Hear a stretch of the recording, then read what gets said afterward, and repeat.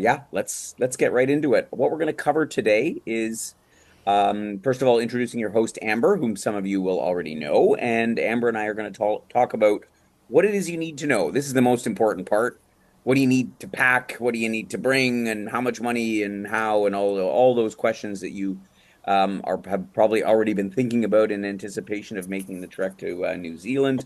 I will touch on what's going to happen when you arrive into, or for that matter, pre-departure, what to get ready for, and so on and so forth. And then we'll browse over a few of the itinerary notes. I'm not going to go into great detail in the itinerary. You've got all that info already in writing.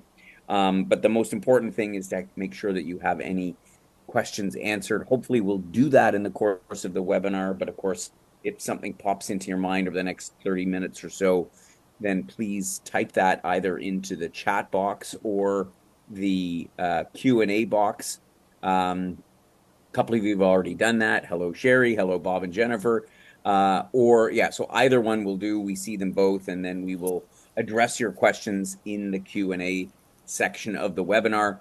Just want to point out, pretty much almost all of what we're going to cover today is in the documentation we've sent, but we like to tell you personally and engage a little bit before the trip. But if you read through your trip specific reference guide thoroughly, now actually I should qualify that. Have they gotten the trip specific reference guide? We're a little bit earlier that they have gotten it. No, Okay. no, they always have that. Yeah. Okay, fine. Yeah, the trip specific reference guide you got right at the beginning. And so there may be they'll, for example, your transfer vouchers you may not have yet. We typically send those out about a month before the trip. Yeah. And we're doing this webinar a little bit early because both Amber and I are going to host trips before we get to New Zealand. So that's why we're doing this a little bit A further in little bit advance, early. a Yeah. little bit early. So more stuff is coming. So just to let you know that. So anyway, Amber, our wonderful host, head of our hosting program, COO, and all round fabulous person. Oh my God, yes. More.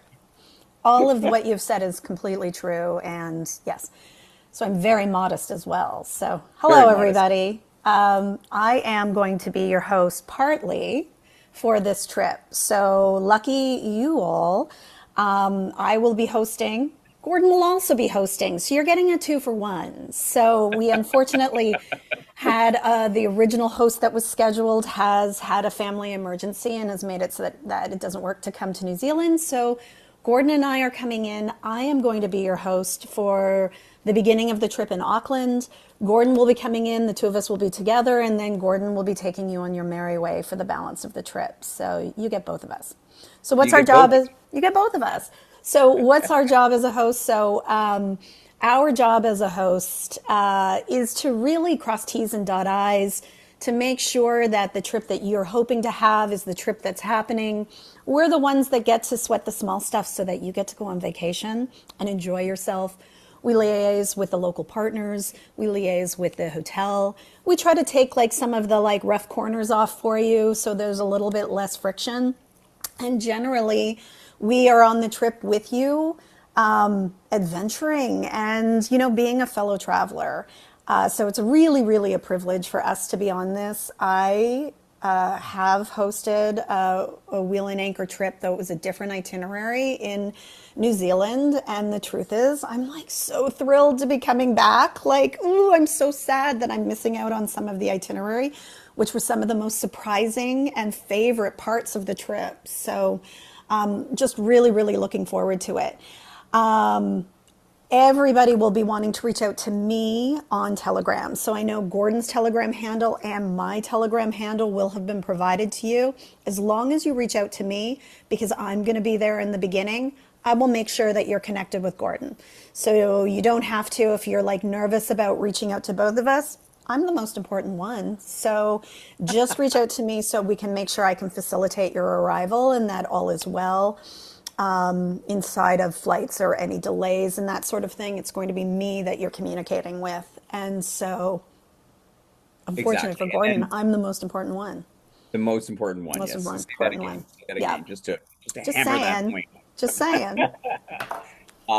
And yeah, I'll be for those of you who've already connected on Telegram, and I see some people have joined the channel and the group already. I'm there anyway, so I'm seeing what's going on. But yeah, as Amber said, because she's there for the first part, and I'm literally going to be on the opposite side of the world during that first week. It's best to liaise with Amber if you have any questions or issues with arrival, and we'll get into that in just a moment. So Yeah. let's first of all talk about our pre-trip preparation because this is, yeah, all the important information you need for to get ready for your trip. Obviously, you need a passport, and we're pretty sure you have one because you told us the number when you joined up. So we know you have a passport. Make sure you still know where it is. Don't lose it between now and then or put it in any place different. And make sure, as with pretty much any destination, that it's valid for at least 6 months beyond the entry date. If we saw that your passport was expiring in 2026, we might have said, "Hey, by the way, your passport's expiring," but just have a double check just in case. And it's recommended to have two blank pages. So that's sort of the prerequisite, passport wise. I would always suggest to have a copy of it with you, a photocopy, or personally, I just have a scan copy on my phone that I make with the camera. Just that way, you don't need to take your passport with you other than, obviously on the trip, and then you can put it in the safe in the hotel. And you never need to touch it until you check out of the hotel. And we'll be reminding you to take it with you when you leave the hotel, because you will need it to go home. But if you there's not many places in New Zealand that they're going to ask for your passport anyway. So just keep that all in mind. While we're on the topic of what you need for the entry, I'm going to might as well cover that now. So there's no visa requirement for Canadians traveling to New Zealand, but there are two things that you need to do. One of them is that you have to go and get online the so-called New Zealand Electronic Travel Authority, the NZETA, the NZETA. That is it's actually an app you can get on your phone, but it's also I have the app, I think, still, but it's also a website. The app is actually easier to use, in my opinion. So you can just download the app. The information, again, is in the documentation we provided on how to get that. You fill in your name and address and the usual information. It's pretty easy and it's pretty smooth, and you'll typically get issued that. The last time I went to New Zealand, I forgot, and I only did it when I was at the airport, and it popped into my system within about a half an hour. So it's pretty straightforward. There is also a New Zealand Traveler Declaration that you have to fill in within 24 hours before you depart, before you arrive in that case. So while you're still in Canada. So that link in there for that is also there. And it's just, they are very cautious about all of the organic material and not transporting it into the country. And so they just want to make sure that you attest to the fact that you're not bringing any food or fruits or seeds or nuts or anything like that into the country. So And those, this is yeah, super, super strict in yeah, New super. Zealand, super Yeah, strict. So when you are getting off of the plane, then they'll be asking you again.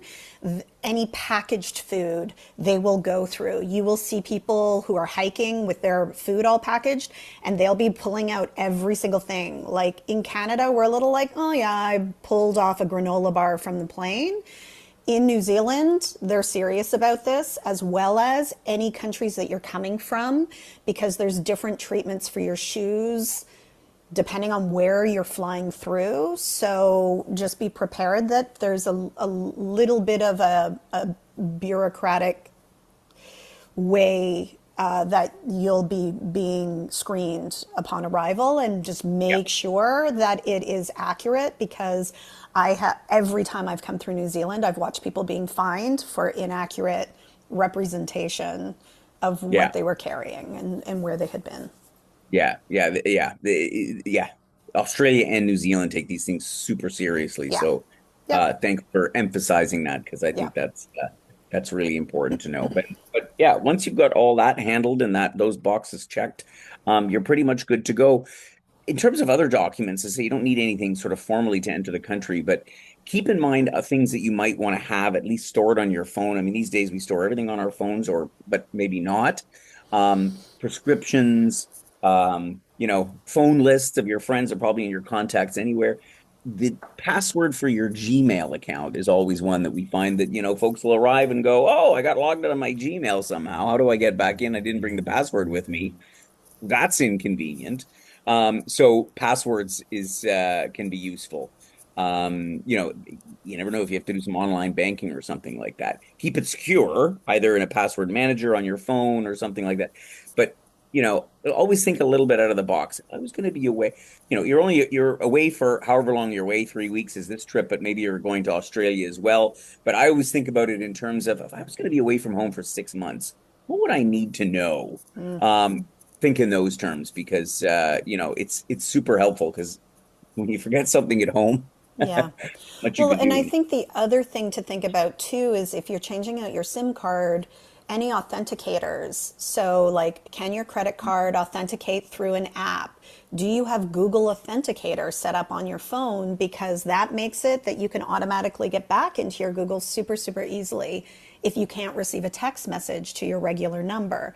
So, there's like some like technology sort of like inventory that you can start to do that if you do it now and start thinking about it, it becomes so much easier when you're on the trip that you're not having to surprisingly work through these things, as well as communication is the other one. If you're a text messenger and you're going to be changing your SIM card, your number is going to change. Who do you need to communicate with to have them communicating with you on WhatsApp or Telegram? Because that doesn't change when you change your SIM card.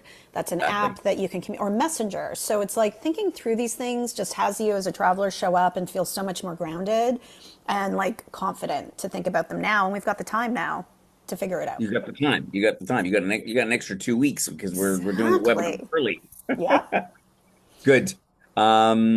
Perfect. Well, that's awesome. Let's move on talking about packing. This is your specialty, Amber, because you're a Yes. carry-on girl. I'm a carry-on gal, so the keys to the kingdom is pack smart and be prepared. So New Zealand, we can experience 4 seasons of weather in one day.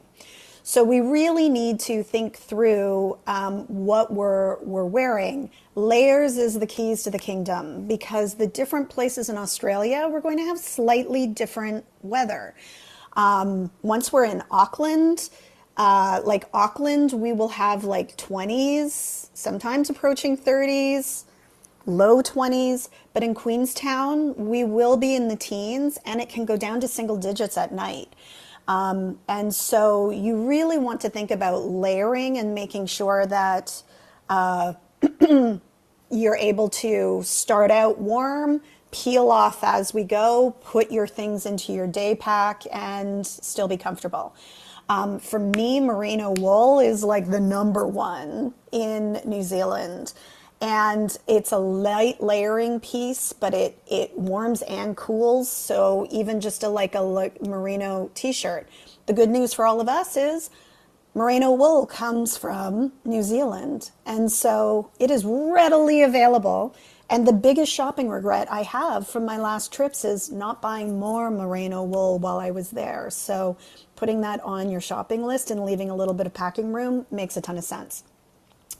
The other thing is you definitely want to have an easy access to wet gear, so a raincoat or a poncho, especially when we're heading into the fjords.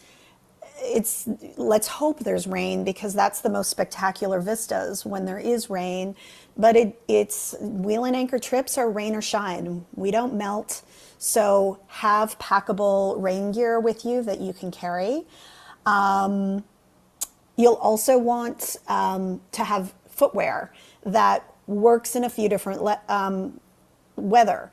And so you definitely need shoes that are great walking shoes. There's a good amount of walking.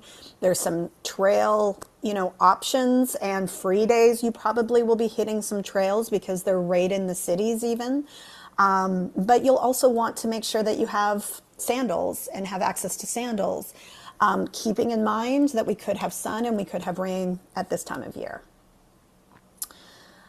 What else? Did I miss anything? Oh, day pack. Pretty So we good. had mentioned, Footwear. what's Okay. that?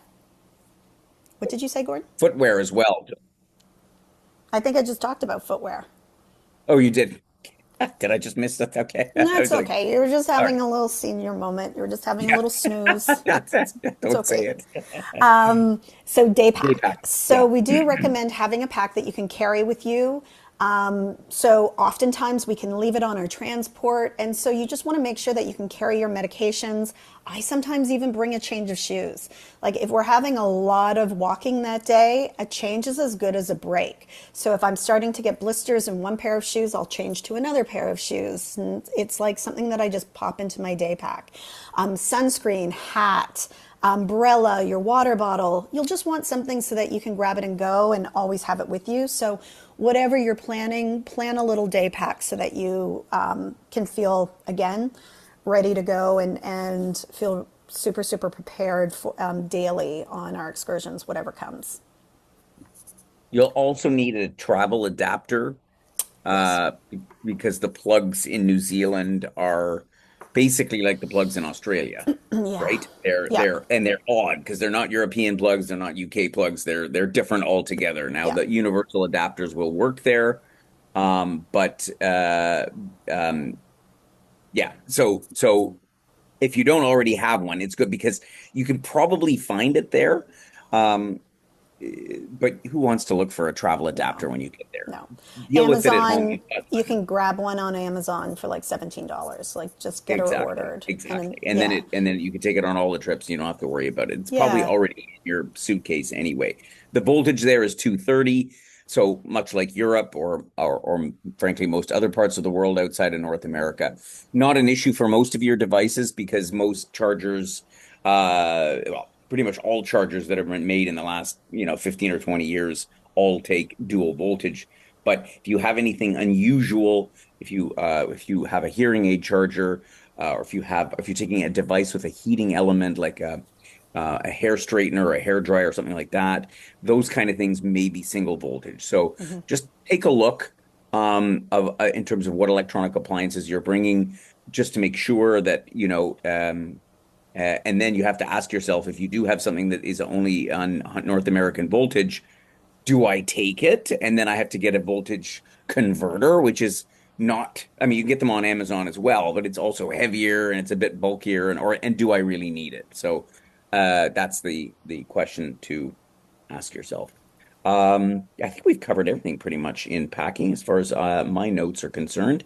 Let's move on to money. Great. You want to talk about this a little bit since you were the last one in New Zealand, as far as I know? Yeah, so New Zealand, credit card is king in New Zealand. Yeah. So oftentimes there's places that don't even take cash. So the amount of cash that you actually want to have or need to have is minimal in New Zealand. I can't actually recall a situation I was in where it was Yeah. only cash, but there was a number of situations that it was only credit card, including like food stalls, like a kiosk that was like a coffee cart, and it was like you could only tap your credit card. So definitely credit card. Gordon, I'll let you talk about Wise. Yeah, for sure. So yeah, cash, you can take it a little if you want, but it's more of a hassle in New Zealand, quite honestly, as Amber said. We suggest using the Wise card because it is and many of our probably half the people on this trip already have one, because we've been hyping it because it's just such a great invention. And I always say to Amber, we should be getting something for recommending the Wise card, but I just like it so much. And as Yeah. soon as I leave Canada, the other cards go in the drawer, and I only take the Wise card with me because it's a debit card, it's a credit card. You can withdraw money if you have the physical card in an ATM. In fact, it's free. There's no card charges up to the first 300 bucks. And if the ATM charges, if you can't do anything about that anyway, and you load it up with a bunch of Canadian dollars, you can leave them in Canadian dollars, and it converts at really the best possible exchange rate. I do check this from time to time. I've yet to find any card or any system. I mean, we use this commercially. I mean, there's no better system than Wise that I've found. So consider it. There's a document in your file in the stuff you've gotten that tells you how to get it. You can get it online. You can get a digital card just like the other cards if you use a wallet like your, where's mine here? Like your other Visas or Mastercards on your phone, and you can get that instantaneously, like literally within a day. And the physical card, you'd probably want to be applying for it now if you haven't gotten it already, because it does take about 3 weeks or so to Yep. arrive in the mail. So I think that's about it on the Wise card. And as I say, there is more details in the information that you've gotten. Talking about gratuity, this is a civilized country. Why? Because they don't tip. So it's not true. They do tip, but tipping is not mandatory. And at cafes like coffee shops and smaller restaurants and all the rest of it, they just don't expect tips. If you're out at a nice restaurant, you certainly can tip. It is not mandatory. So if you don't leave some extra, and the server isn't going to come chasing after you. But you could round up the bill or leave up to a maximum of 10%, but that's how it works in New Zealand. So it's actually quite different.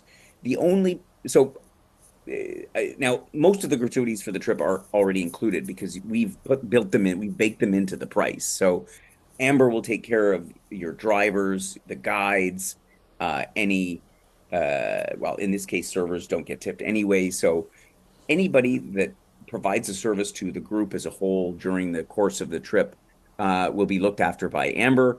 And so the only place where you might need to leave a tip, other than, of course, dining out, as I talked about a moment ago, would be the transfer driver that brings you from the airport, because, of course, we're not there to look after them. If they do a great job, you can give them a couple of bucks, or your housekeepers, that kind of thing.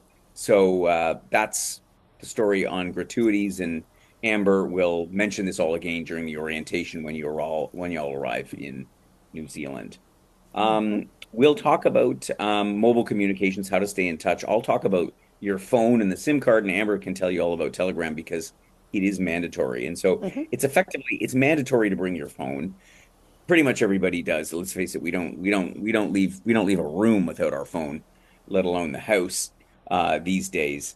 And honestly, the phone is much more so than at home is a very useful tool because there's so much technology that can make travel a lot easier. Um, how to use your phone? Well, this is being a LiveAway. We are providing you with a SIM card that Amber will distribute at the beginning of the trip. So we're giving you a local SIM card for New Zealand that will have, unless you're a heavy data user, more than sufficient data for the duration of the trip. And so it'll be a little plastic physical SIM card like you see in the picture here on the left. And when you arrive, you will take your existing SIM card out. You'll put it in a safe place, probably in the little packet where the SIM card came from that we're going to give you.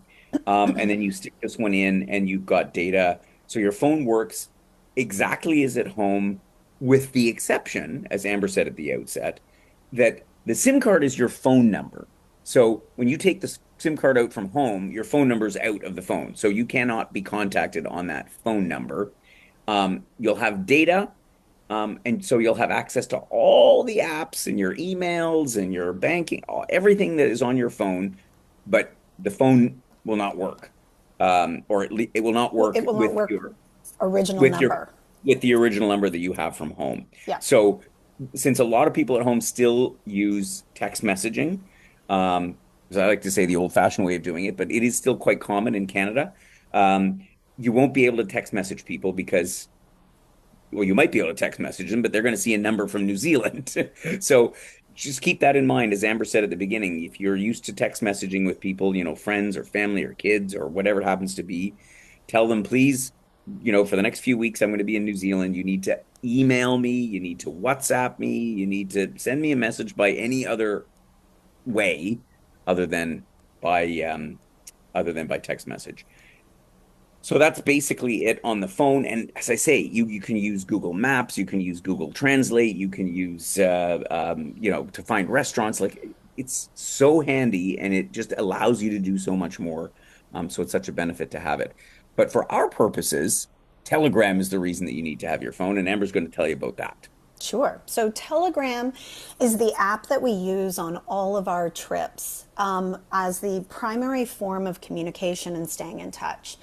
And so everybody that's on the trip, including couples, I really invite all of you to individually set up Telegram on your devices, because what will happen is we've set up a channel and we've set up a group chat. And this is going to be the way that information is disseminated throughout the trip. So, what I love about this is the channel is direct communication from us as the host to you. So if there has been, like, we're changing the departure time from 9 o'clock until 10 o'clock, it will go out on Telegram. And so it's why everybody needs to be on there just to be in the know. But likewise, you'll be out of the loop if you're not on Telegram, because in the group chat, which is where everybody can participate, and I know there's people already in there, and you can post as a guest. Every other guest sees your post. And this is like one of the super fun ways that as all of us travelers on the trip, somebody's like, I'm going out to dinner tonight, let's meet in the lobby at 6 o'clock, or I'm going on this walk, who wants to join me, meet at this time? And it's a way that, like, sort of our community interacts. So not being on Telegram, not only are you missing out, but you're also missing out on some major safety features. So because you'll be having a SIM card, Telegram works over Wi-Fi, but it also works over data. And once this is set up, even when you change out your SIM card, Telegram continues to work the same way. So let's say we're all on an excursion together. You end up, following the wrong group somewhere and you're lost. Telegram is a direct communication to the group, but also directly to me. You can use Telegram like a phone. So I can actually call your phone if you're lost, and we can talk and figure out where you are. I can also locate you if you wanted me to on Telegram. So it is, right, exactly. How do I get back to the hotel? I can post links on there of, like, when we are making meeting places, like, all right, everybody, free time, and in 1 hour we're going to meet up. I always post the map link on Telegram, so you can click it, and wherever you are, it will get you back and it will tell you how far you are from there. So Telegram, super, super important.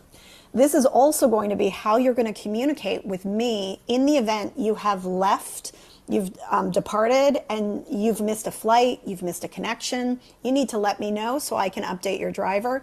Telegram is how you're going to be in contact with me.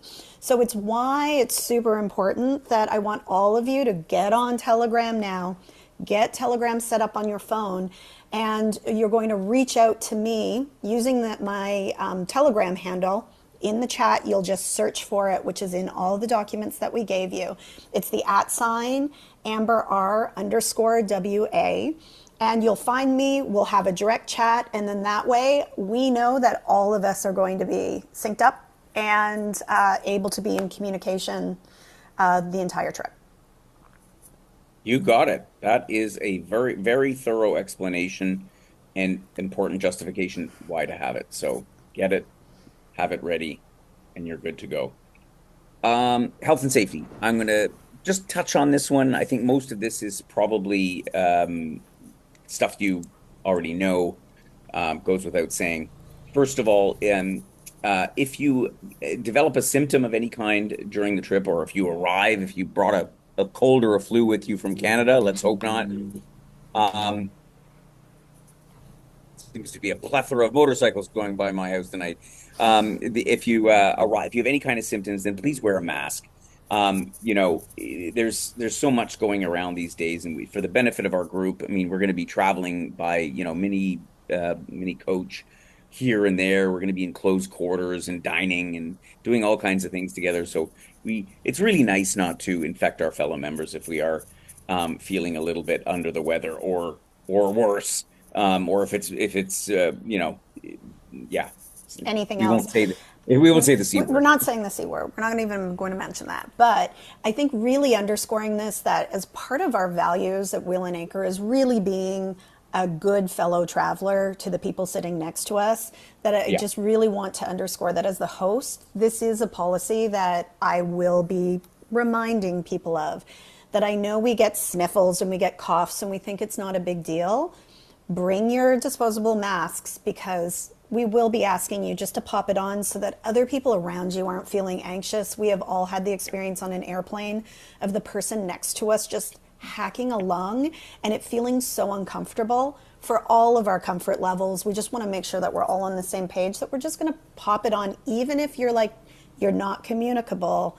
Put it on so the person next to you knows that you care about them as much as yourself, and it's just all about comfort. So please pop in a few disposable masks just in case, Yeah. and we're all going to be healthy, so we're not going to need to use them. Exactly. The Just two other quick points. First of all, it's non-smoking. That probably goes without saying, and you'll find that New Zealand sort of follows Canada, and that smoking is kind of prohibited everywhere. But particularly when you're together with the group, if you are a smoker, by all means, at other times enjoy it. But we have the vast majority of our members are non-smokers, and the last thing is if you injure yourself at any time, if you twist your foot or get a little scrape or a bruise or whatever here and there, mention it to Amber or me, of course, if it's the latter part of the trip, because we want to make sure that we look at this objectively and go, okay, should you have this looked at? And you'll have travel insurance. I assume everybody will have travel insurance. You can go to a clinic, you can get looked after, but it's better to be extra cautious because you're on the other side of the world and we want you to head back home as healthier than when you arrived. So those are our health protocols. We fast forward now to March the 4th or March the 3rd or March the 2nd, depending on where in Canada you're leaving from and what day you're leaving. Keep an eye on your phone. It's still winter at home, even if it's late summer, early autumn in New Zealand. The weather at home, if there's a snowstorm, it might affect your departing flight. And the airlines are getting much better at anticipating if there's going to be delays and letting you know by email, by text message. So that the moment you find out that there's going to be a problem with your arrival in New Zealand, that you can let Amber know by telegram. So, if you're flying from, Toronto to Hong Kong, or if you're flying from Toronto to Vancouver, and then you're connecting on the flight to Auckland, and you miss that flight because of a snowstorm in Toronto, not like that'll be the first time that ever happened. That's when you need to let Amber know. If your flight's delayed, that's fine. We'll know that the flight's delayed because we can track that, but we have no way of knowing if you're not on the plane that you're supposed to be on. And obviously, we want to make sure that there is a driver ready and waiting for you at Auckland Airport when you do arrive, because that'll just make you feel a lot better, particularly if you've not made it when you're supposed to make it, and it turns a long trip into a longer trip. Talking about a long trip, it's a long trip. So this is where I say that long haul flight protocols should be embraced because it makes a difference. Be comfortable, hydrate yourself. It's not the flight that you necessarily want to have 3 or 4 drinks on because you will feel it so much more. You or consider using timeshifter.com. Amber can swear by this, right? Yes. Yep. Yeah. And especially for this trip, I suggested the last time I was in New Zealand, I arrived back with zero jet lag.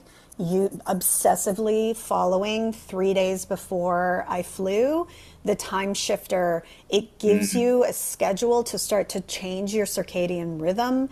You strategically use caffeine, a little bit of melatonin to indicate to your body of like you're starting to get ahead and change your time.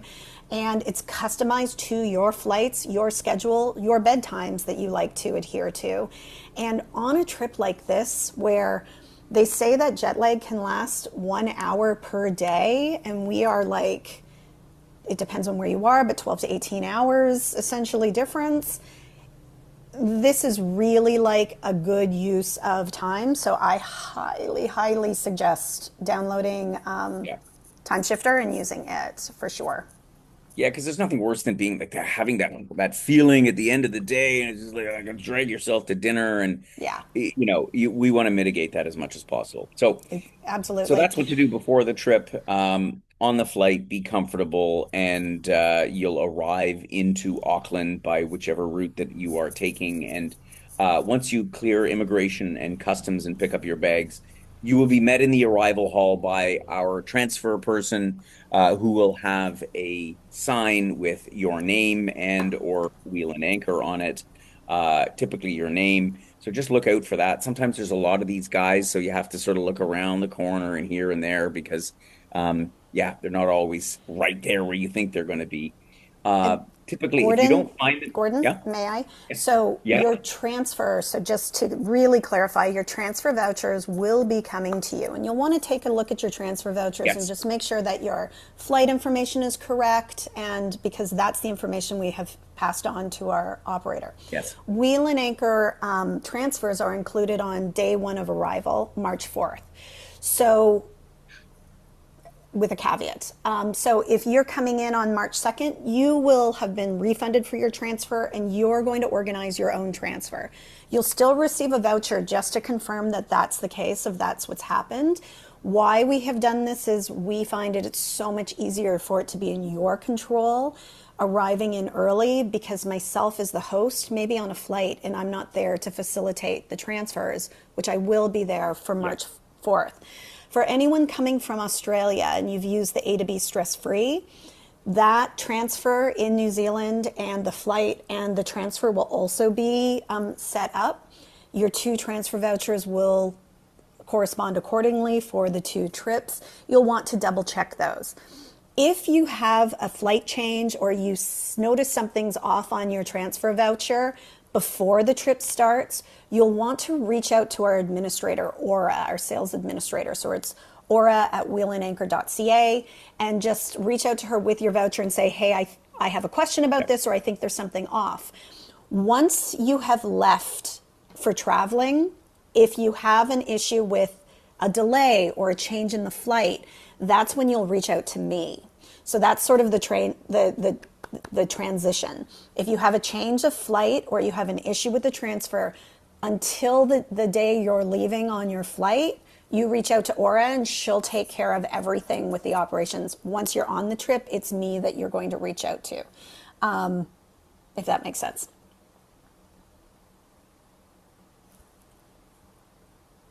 Gordon, I think you might be muted. I did. I muted myself. These motorcycles keep going by my house.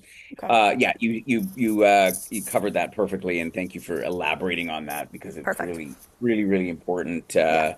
Yeah. So yeah, you'll arrive in Auckland. You'll make the drive into town. The airport is a little bit outside of town. I think it's about a 45 minute drive, depending on traffic, of course.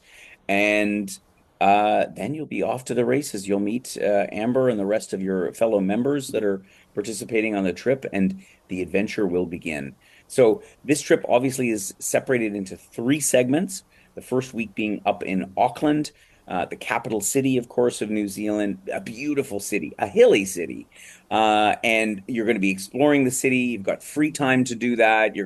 For those that have booked the optional tour out to the Coromandel Peninsula, is a beautiful place. All of these, Auckland is, you could live there. It's such a charming city. The first week is there. The second week, we're going to head overland down to Rotorua.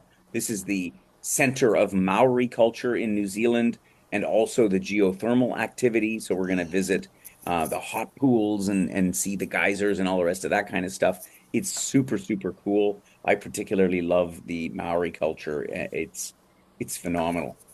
So after our second week there, we're going to hop on a flight and fly all the way down to the southern part of the South Island, Queenstown, and then we'll do our excursions in that area. So that's the trip as a whole. And so talking about some of the parts, some of the parts of the itinerary. This is a shot of Auckland. It could be a city in Canada, and it's lively. It has great restaurants. And it's walkable, right? Pretty much everything in the downtown is you can access on foot. It's a hilly city, mind you. It's pretty up and down. So we get those walking shoes on. And we'll have a lot of fun in around Auckland, and Amber will be there for that first week, and I'll be joining you on, I think, the last day in Auckland. And there's a penguin experience in the trip. Where did the penguin experience come from? I don't know. Is this That's true? an odd one. This feels a little like, That's okay. a little interesting. Well, maybe we'll see some penguins. Um, There's yeah, a number of excursions, as I mentioned, in and around the northern part of the peninsula of where Auckland is on. And so, if you haven't already done so, I suggest looking into opportunities to do things on your free days so that you're maximizing the experience of being in Auckland, because there's so much to do beyond what we could even do in a week. And it's important that you find the things that suit your interest and your fancy. When we get down to Rotorua, as I mentioned, this is the center of Maori culture. We'll get to experience a haka, which is, undoubtedly a highlight from a cultural standpoint. I'm pretty excited. I've never seen a haka before, so I'm very keen on that one. Rotorua, of course, also known for the hot springs. And so make sure you bring swimming gear for that. If I So the may, Gordon, it was Yeah, something please. that I actually had a note of and I missed mentioning in your packing is Yeah, the hot springs are geothermal and they are sulfur based springs. They have a bit of an odor to them. And if you have like a beloved bathing suit, I had a don't hard be- time getting the sulfur smell out of my bathing suit, although I am not a domestic goddess, so I know other people did not have a hard time. I ended up discarding my bathing suit. So you may just want to keep that in mind that if you're planning on going into the sulfur mud baths, just to be mindful of the bathing suit that you are bringing into that in your in packing. case you don't want to put it back in your suitcase. It was a problem. Like yeah, Yeah, yeah. It definitely has yeah. an odor. That's And a there's that's a great even tip. yeah, and it's like there's another sulfur spring that I highly recommend, and Gordon will have it. That on your free day that you might want to go to. So you might even be doing a couple of sulfur experiences if you're That's like right. me and kind of love the baths. That's right. And if Yeah. all your stuff smells like rotten eggs, we might not let you back on the bus. I'm kidding, but No. And it's not that strong. So it's not like I don't want you no. to think it's not like it's durian. Like it's not that smell, but it's Right. enough like I am sensitive to smells and it drove me bananas and I threw out my bathing suit. I There just you threw it out. go. Yeah. We also have the The optional glow glowworm worms. experience. Did you participate in that one the Oh last my time, Em? God. This is partly what I'm so jealous about. This is magical. I actually cried. It exceeded my expectations. I thought, what is this? This is super cheesy. It is so magical. I cannot even tell you how great it is. So I And yeah, am very excited for you to do this. I'm excited for it. The image doesn't even do it justice because Not it's at literally all. blobs on the screen. Yeah. And of course, for Harry Potter fans, or Nope. uh, Nope. not, Try again.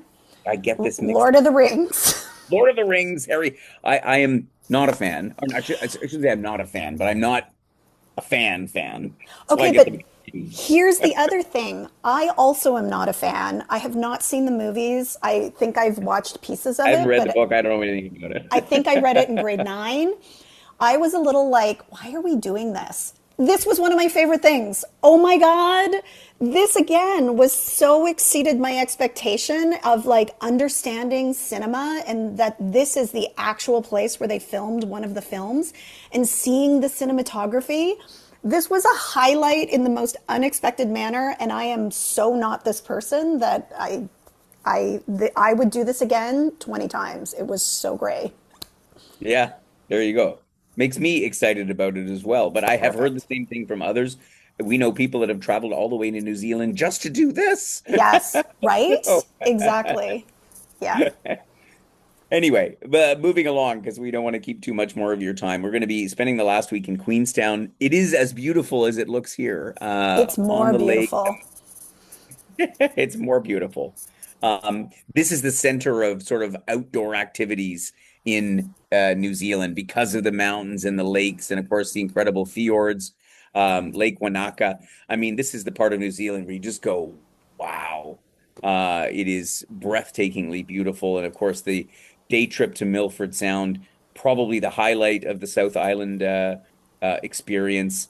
And, if we're lucky, it will have just rained, but then it'll be nice and we'll be able to see all these magnificent waterfalls. And I'm sure this is going to be much like traveling through the fjords of Norway, maybe even better. Actually, Uh, it's better. I literally left New Zealand and went to the fjords in Norway, and it was lunch bag letdown the next week, truthfully. yeah. Okay. Well, I will have to compare notes on that one because I love the fjords of I Norway. know you do. I know you do. So, well, we're going to see what it's all about. In any event, we're going to wrap up the webinar, but first we want to make sure we get those questions answered. And I see Sherry's put a few messages in here. And Sherry, with regards to your transfer voucher, we'll take a look at that and we'll get back to you directly. I don't think it's a problem actually because if you're arriving on 12:45 a.m.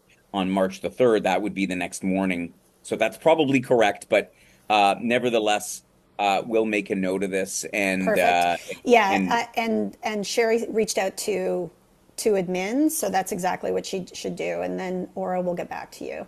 yeah, exactly. So, oops, I went one up. I'm going the wrong way. Come on. Oh, yo. What is happening Oh, with my mouse is doing weird things. So sorry. If you have any other questions, oh, there are a couple questions. No air, two different flights. Okay, great. And so does anybody else have any questions? We haven't heard from anybody else. But if you don't, that's fine. That means we've done a good job and you have all the information you need to know. We try to be thorough in these sessions. Uh, you, of course, can, if you think about a question 10 minutes from now after the webinar is over, drop a note to Melody. She is our sales support person. And so she'll be able to answer sort of the general logistics questions and flow of the trip and anything like that. She's also the person, if you booked your air through us, that did that.